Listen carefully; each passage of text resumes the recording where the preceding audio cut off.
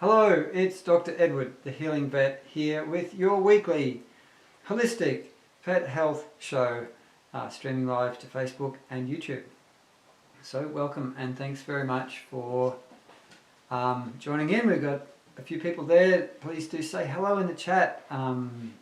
Say hi. Love to hear from you, where you are, what sort of animals you have. So today I want to talk a little bit about the human-animal bond. I believe that the human-animal bond is really one of the most profoundly beautiful phenomenon or gifts or experiences that we can have in this life. There's so much richness and beauty in what we can give and receive from our animals in this life. So the human-animal bond is something that has profound effects on both sides of the equation. So you, as the human being, you are your pet's most beautiful influence in the world, and in a lot of ways you can actually be the worst influence on your pets. Not in a conscious way, not in a deliberate way, but through your unconscious behaviours and unconscious energy patterns and stuff like that. So the human-animal bond is something that transcends time and space. There has been research done that shows that there's synchrony of the heart rates between animals and humans when they're non-local. When the humans are off at work, if something stressful happens and there's a change in their heart rate that spikes the heart rate, at home your animals will have a similar thing. And I've got a few people checking in. Liz from Gippsland, Paulina from Casablanca in Morocco, and Manal from Brisbane. And Jane from Montrose. So lovely. Thanks for checking in and saying hello. I really love finding out where everyone is when I'm communicating like this. So with the human-animal bond, what can you do? I would say that the most important thing that you can do when it comes to the human-animal bond is to spend some time really caring for yourself, being lovely to yourself, and dealing with your stuff. Now, we've all got stuff, right? All of us have stuff. We have subconscious patterns. We have trauma we carry. We have habits in our life that might not serve us.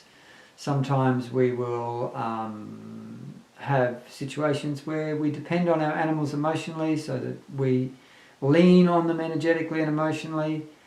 And the greatest thing you can do is simply be willing to open up to more awareness of yourself. The more aware you become of yourself, the more things will just naturally and ecologically change for the better anyway. But then if you get some things that you can't really get a hold on, you can find someone to help you. And that's one of the biggest things that's changed in my life in the last 4 or 5 years, is I started actually honestly reaching out for help, working with therapists, doing a whole lot of stuff to really look after myself. And one thing that I really often say to people is, a question that I'll ask clients when they come in, I'll say, hey, do you treat yourself as well as you treat your pets? And the usual response is something like that. Like, no, actually, no, I don't. I don't treat myself as well as my pets. I don't treat myself anywhere near as kindly as I treat my pets, is often what I can see going on in their heads. And that's interesting, isn't it? Because you are just as beautiful and just as wholesome and just as worthy of that love and attention and care that you give to your pets. But you're often actually really quite unkind to yourself as a human being.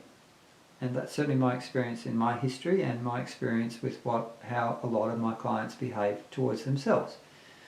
So if you start treating yourself as well as you treat your pets, not only does this have immense benefits for you, but it has immense benefits for your pets as well.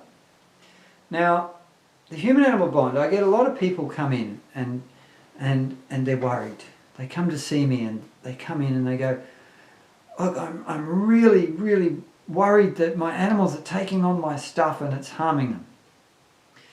Now, the first thing I say to people with that is that I think that is not the most helpful way to think about this dynamic of how your presence and whatever's going on for you affects your animals. I don't talk about animals taking on people's stuff, though it can happen in some situations, and if the animals do choose to do that, that's okay too.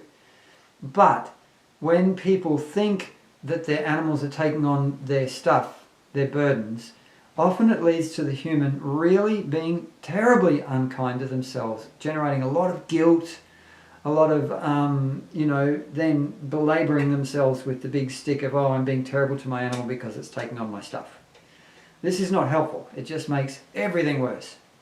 So what I talk about is the fact that with your animals you have this beautiful open connection. And in every relationship you have with everyone, you're always going to affect each other through that connection of the relationship, you know. There's no way around that. And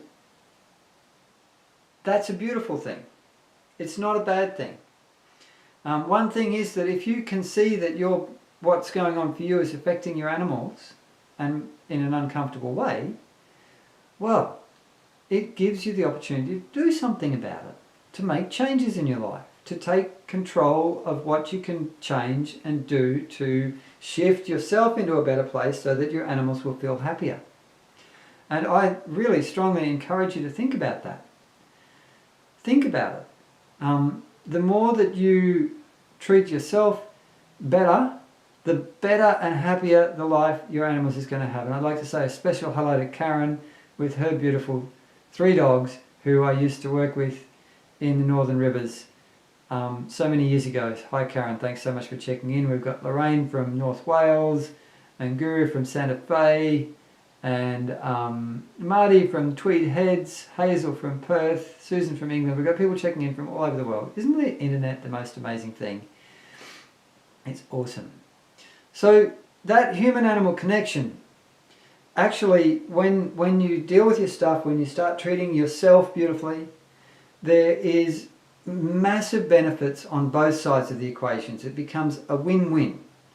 You benefit from the connection with the animal benefits from the connection with you, and then you can have this beautiful synergy of love and support and beauty that just helps everyone have the best possible life that they can.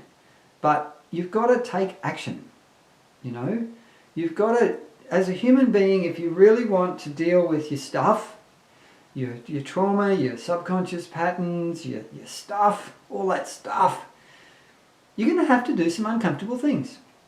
You're going to have to dive in and look at stuff that you might not want to look at. There is no way around this, but the rewards and the benefits when you do this work, this personal work, are so immense, not only for you but for your animals, that it's just not funny. And that's certainly been my experience over the last 3 or 4 years, when I have really just got to the point where I have had to take a look at myself. And I really thought, well, you know what? I don't want to die wondering. That's my mantra these days. I do not want to die wondering. I do not want to die wondering how good my life could have been if I didn't take action to do what I need to do to get myself to the best place possible for me and for my animals.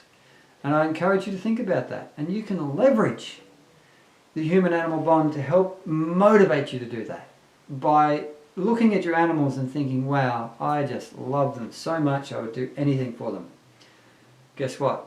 You can use that as a lever to then motivate you to do the hard stuff and the uncomfortable stuff you need to do to deal with your stuff, so that you can transform the human-animal bond from partly being a burden for your animals, because remember, there's always going to be a hell of a lot of beautiful stuff for your animals, but there is that component of you being the best influence and the worst influence on your animals at the same time. And if you do your personal work, you can remove that burden of the worst influence, and you can just go to this beautiful win-win and uplift your life and your animals' lives in the most beautiful way that you can imagine.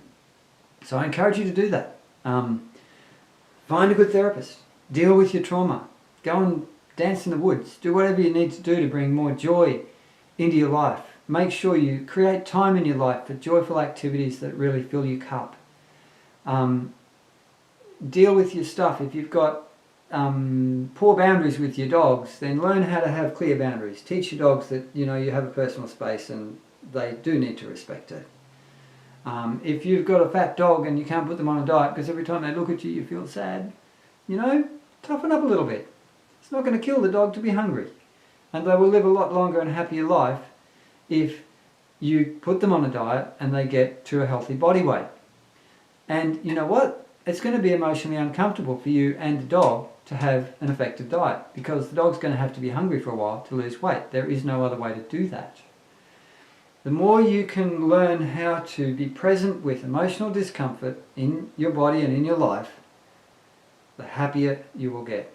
That is my experience. And then through this magical medium of the human-animal bond, you'll have the most profoundly positive impact on your animals that you can imagine.